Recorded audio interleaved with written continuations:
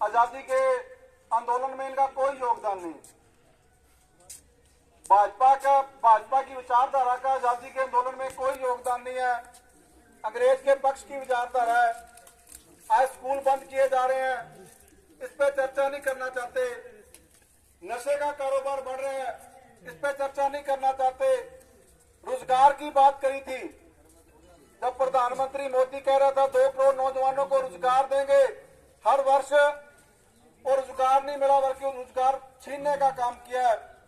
Bullet train चलाने की बात करी थी, बुलेट ट्रेन तो नहीं चली, जो भारतीय रेल थी वो भी अडानियों बानियों को बेच दी है। देश की खेती पे कारपोरेट का कब्जा करवाने की तरफ सरकार बढ़ रही है। हर चीज पे कारपोरेट कब्जा कर रही है। शिक्षा का व्यापारीकरण कर दिया गया। जिसकी जेब में पैसा उसका बच्चा पढ़ लेगा, जिसकी जेब में पैसा उसका वो अपना इलाज करवा लेगा। हर चीज का निजीकरण किया जा रहा है, पब्लिक सेक्टर को उजाड़ा जा रहा है। इसलिए भाजपा को हराना बहुत जरूरी है। दूसरी बात, हम किसी के लिए वोट नहीं मांग रहे। मेरे साथी ने पहले बताया, किसी राजनीतिक पार्टी के इशारे पे हम काम नहीं करते, ना किसी राजनीतिक पार्टी से चंदा लेते हैं, बल्कि हम भगत सिंह के विचारों पे काम करते हैं। जैसी व्यवस्था भगत सिंह काम करना चाहता था वैसी व्यवस्था देश में बने, उस दिशा में हम काम करते हैं। वोट से राज बदलते, व्यवस्था नहीं बदलती। भगत सिंह व्यवस्था बदलने में विश्वास रखता है। इसलिए आज वोट पड़ रहे हैं, वोट की बात कर रहे हैं। सिर्फ भाजपा को हराओ, नहीं आने वाले समय में और खतरनाक नीतियां हमारे देश में ये लागू करेगी। भाजपा को हराना बहुत जरूरी है, इसीलिए आपके बीच में आए हैं। आज 3 जत्थे हमारे चले हैं आदमपुर के अंदर। हर गांव में जाएंगे, 1 लाख पर्चा बांटने का हमने प्रोग्राम बनाया है। पिछले कई दिनों से ये पर्चे हम बांट रहे हैं। बीजेपी हराओ, देश बचाओ। आज आपके गांव में पहुंचे हैं। ये संदेश घर घर तक गया, पर्चा घर घर तक जाएगा। सभी साथियों से हम निवेदन करेंगे, इस बार बीजेपी को वोट मत देना। यदि बीजेपी जीत गई तो 750 किसानों, जो किसान हमारे शहीद हुए हैं, उनके साथ इंसाफ नहीं होगा। और ये मजदूरों की भी विरोधी पार्टी है। ये बताने की जरूरत है, जो गैस सिलेंडर पे जो बड़ी बड़ी बातें करते थे, 1100 रुपए का गैस सिलेंडर है, 1100 रुपए का। हाँ, महंगाई बढ़ रही है और ये कह रहे हैं अभी देश विकास कर रहा है। ऐसे विकास की जरूरत नहीं। आपने मेरी बातचीत सुनी। मैं उम्मीद करूंगा जब रिजल्ट आएगा 6 तारीख को, आपके गांव से भाजपा भारी मतों से हारेगी, ये मैं उम्मीद करूंगा। इसी उम्मीद के साथ मैं अपनी बात समाप्त करूंगा। आपने मेरी बातचीत सुनी, बहुत बहुत धन्यवाद। जोड़ के सारे राम राम। बहुत सारी चीजों का आपने पता है।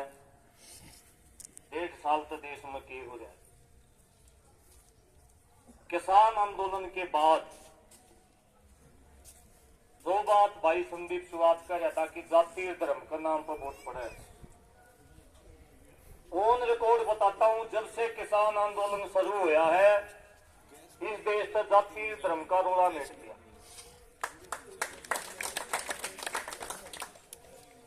जब से किसान आंदोलन शुरू हुआ, हरियाणा में जितने चुनाव हुए हैं,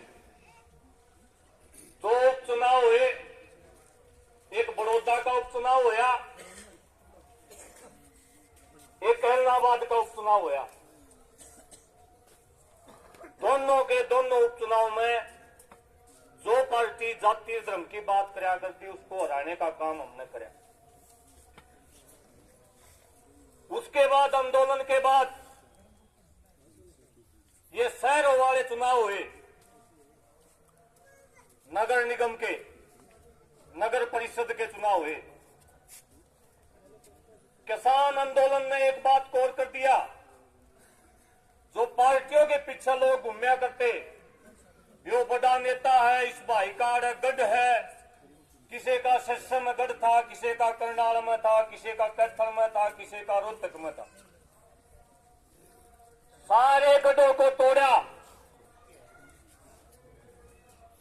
सिरसा के अंदर अभय सिंह चौटाला का आदमी हारा, हिसार के अंदर कुलदीप बिश्नोई का हारा, कैथल के अंदर रणदीप सुरजेवाले का हारा, रोहतक के अंदर भूपेंद्र सिंह हुड्डा का हारा, करनाल के अंदर मुख्यमंत्री मनोहर लाल खट्टर का हारा। और ईरवाल में राव इंद्रजीत के सारे हारे। अगर आपने ध्यान करया हो जीत्या कौन उचाना में पता कर लियो, यो तारा दुष्यंत चौटाला वरिंदर डुम्बर का सारे बड़े बड़े नेता हैं। जीत्या हो जिसका ऊपर किसान का हाथ था, मजदूर का हाथ था। यहां भी जो किसान मजदूर सा होगा ना वो जीतेगा। किसी का नू सको ना मेरा गढ़ है, तो पिछले चुनाव का इतिहास उठा के देख लो। किसान मजदूर ने मुद्दे के ऊपर वोट गिरना शुरू कर दिया, जाति और धर्म के ऊपर वोट गिरना बंद कर दिया। और यही अपील हम करने के लिए आए हैं। हमारा कोई मकसद नहीं है कौन आ रहा है कौन जीतता है। एक मकसद जरूर है, आदमपुर के अंदर 6 धरने चाले भिन्न।